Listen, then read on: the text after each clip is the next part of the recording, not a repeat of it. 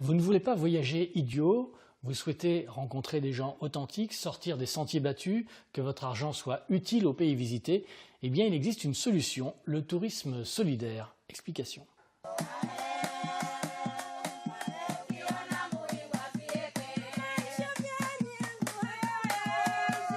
Vivre avec les Maasai, aller à Zanzibar, voir les animaux sauvages, cette famille de Blain en rêvait depuis longtemps.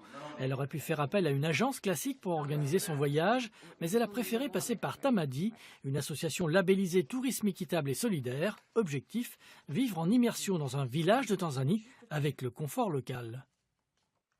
On oublie complètement le fait que les toilettes c'est à la turque, qu'il n'y a pas trop d'eau pour se laver, mais il y en a quand même, hein.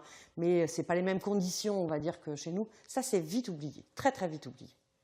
Une telle expérience, ça change le regard sur ce pays pauvre. Ça fait tomber parfois des préjugés, mais surtout, ça laisse des souvenirs inoubliables de rencontres et d'échanges. Les rires qu'on a eus ensemble, les moments qu'on a passés ensemble à faire la cuisine, à faire des bijoux, les relations qu'on a eues avec les enfants, c'est ça, c'est vraiment ça pour moi ce qui restera. En voyageant solidaire, cette famille a aussi contribué au développement de l'économie locale et à la réalisation de projets collectifs sur place. L'argent qu'on donne, au moins on sait où il va, quoi. Et je crois que les gens qui nous ont reçus nous l'ont largement rendu. Cet esprit d'échange et de solidarité, Tamadi a eu l'idée de la transposer en France, dans la région des Pays de la Loire. Cet été, avec l'aide de son partenaire Accueil Paysan, elle va donc proposer des circuits vélos pour aller de ferme en ferme. Denis, bonjour. Ah, il y a des bonnes côtes pour venir jusqu'à là. Vous les dames, ça a été les mollets ? Tout a été pensé pour rendre le séjour agréable. Les touristes sont logés dans des gîtes adaptés aux petits groupes. Ils sont nourris et ont le droit à une visite privée de la ferme. Ici à Torfou, ils découvrent la production de laine. Donc là, je vous invite à venir rencontrer nos chèvres angora. Hein ?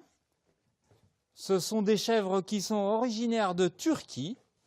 Et donc, on récolte leur laine qu'on appelle le mohair. Pour cet éleveur, ces échanges sont plus qu'un complément de revenus. Il y a beaucoup de gens qui viennent dormir à la maison et qui, le lendemain matin, se lèvent de bonne heure en même temps que moi. Je leur prête une paire de bottes, une cotte, et puis on fait le travail ensemble. On fait le travail ensemble, tout est relatif, hein. Ils me regardent plus travailler qu'ils ne travaillent eux, mais c'est justement à travers des petits moments comme cela qu'on peut faire découvrir notre métier. Étape chez un producteur de lait, un viticulteur et même chez un ostréiculteur. Le circuit de 5 à 7 jours offre de la diversité. Les touristes se promènent en autonomie, à leur rythme, grâce à un GPS qui leur indique la route, une formule nouvelle.